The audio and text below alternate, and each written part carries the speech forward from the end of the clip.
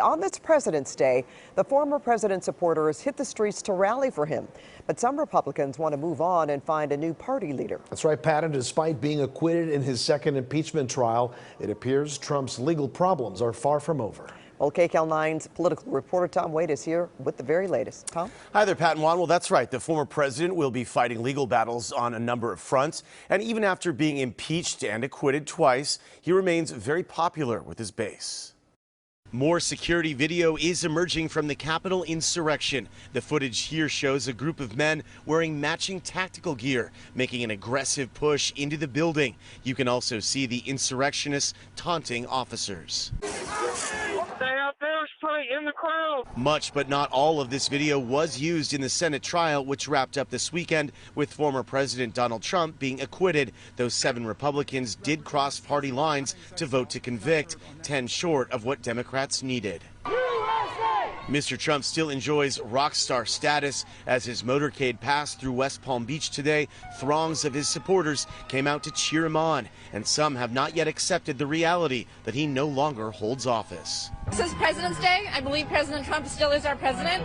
He's the best president this country's ever seen. Back here at home, a small group of Trump supporters came out to rally for him in Huntington Beach. Janet Frazier of Newport Beach was not there, but is one of the former president's staunchest backers. Those loyal people there in Florida today, they still have hope that he is going to rise and he's still going to be our president. Janet even went to D.C. on January 6th and says she was in the VIP section at Trump's rally. I listened to the entire speech.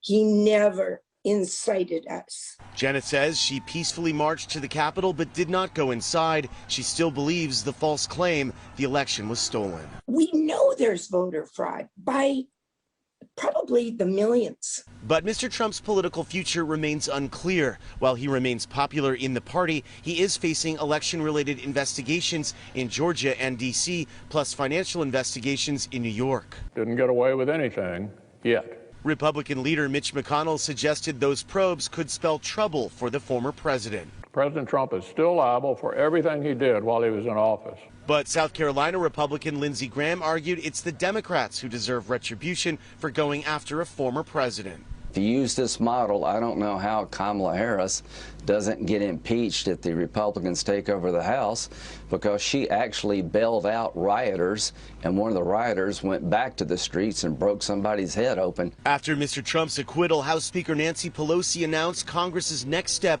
will be to create an independent commission to investigate the January 6th domestic terror attack on the U.S. Capitol. There's still more evidence that the American people need and deserve to hear, and a 9/11 commission is a way to make sure that we secure the Capitol going forward. The idea is gaining bipartisan support, with even some of the president's staunchest allies calling for the commission. Did Nancy Pelosi know on January the 5th that there was a threat to the Capitol?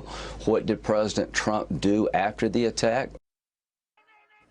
And there are still major security concerns at the Capitol tonight. House Speaker Nancy Pelosi is calling on Congress to appropriate more money for Capitol security. Juan, back to you. All right, Tom, thanks.